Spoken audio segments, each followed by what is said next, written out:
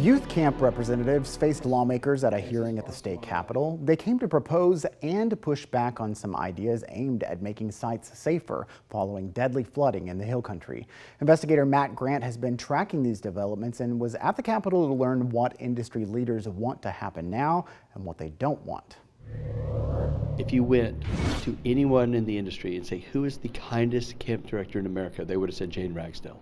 A camp director and hunt for 4 decades, Jane Ragsdale died during the July 4th floods, her memory driving her cousin, Steve Baskin, to seek solutions. She wanted to positively impact children, but she also understood it can only be done on a firm foundation of safety and health. To reinforce that foundation, the Texas House Culture, Recreation, and Tourism Committee heard testimony from camp industry representatives, including Baskin, who owns a Marble Falls camp and is board chair of the American Camp Association.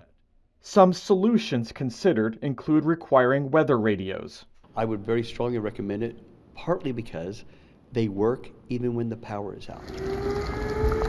Warning sirens. If it's so alarming to children, that worries me. And whether camp cabins should even be built in flood zones. Should one of the standards be that you just don't have overnight accommodations in the floodplain? There are ways to build cabins in flood zones safely, and there are ways that I would not build cabins, particularly in flash flood areas. Again, it's very specific to different sites. 27 campers and counselors at Camp Mystic died in the floods. As we previously found, unlike 8 other camps in Kirk County, Camp Mystic was not nationally accredited by the ACA, which recommends voluntary compliance with up to 266 health and safety standards. Do you think that played any role or could have made a difference in how the response was handled? My understanding is the nature of this flood, I don't believe so.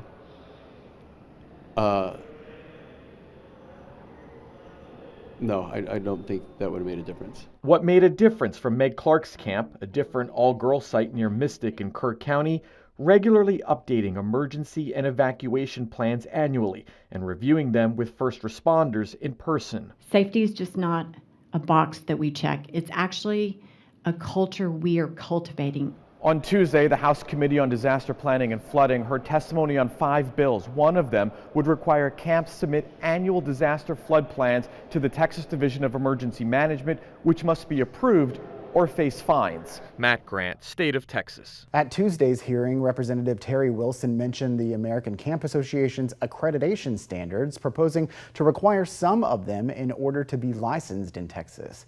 Baskin said lawmakers should look at anything that can help make camps safer. On Friday, the Senate Committee on Disaster Preparedness discussed additional legislation to prevent another deadly disaster.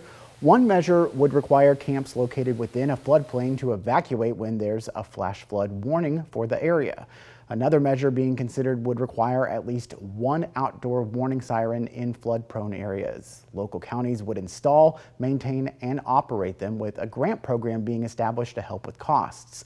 Another proposal would subject the Upper Guadalupe River Authority to limited sunset review in 2027.